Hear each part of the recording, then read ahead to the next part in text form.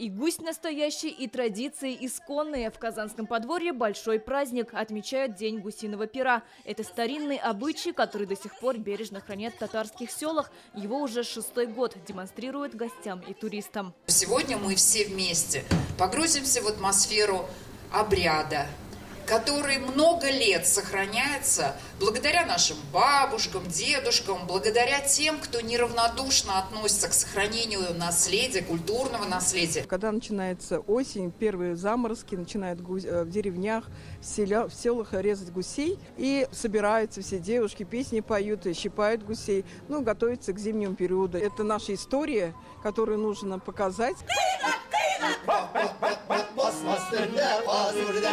Забой гуся – процесс сложный, его доверяли только мастерам, но работы хватало всем. Тушку ощипать, пух собрать. Вот и в Казани к праздничному субботнику подключились туристы. Лидии Имашевой из Оренбурга доверили сборку кисточек из гусиного пера.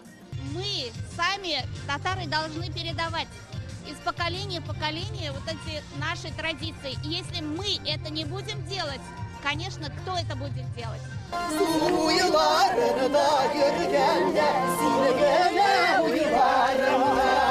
Под народные песни девушки несут тушки к озеру Кабан. В селах принято споласкивать их в родниковой воде. Здесь народные обычаи сымитировали. Чтобы в следующем году птицы было больше, дорогу посыпают гусиным пухом.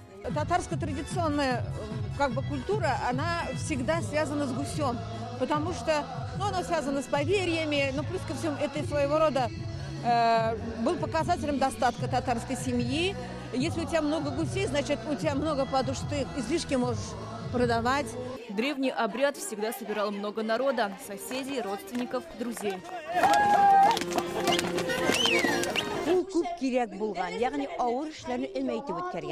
В татарском народе все тяжелые работы принято проводить вместе. И сенокос, и сбор картошки. И вот козы-мясо тоже. В каждой деревне раньше были мастерицы по ощипыванию гуся, его приготовлению. С традициями праздника они знакомили молодое поколение. После работы всех зовут на горячий чай из самовара. Угощают оладьями, смазанными гусиным жиром. Казань на самом деле была очень давней мечтой, потому что 3-я столица России обязательно нужно посетить. Мы увидели афишу, что будет интересно в Казани. Вот решили посмотреть на традиционные обычаи, которые здесь есть. Я сама в молодости в деревню ездила и участвовала в этом празднике.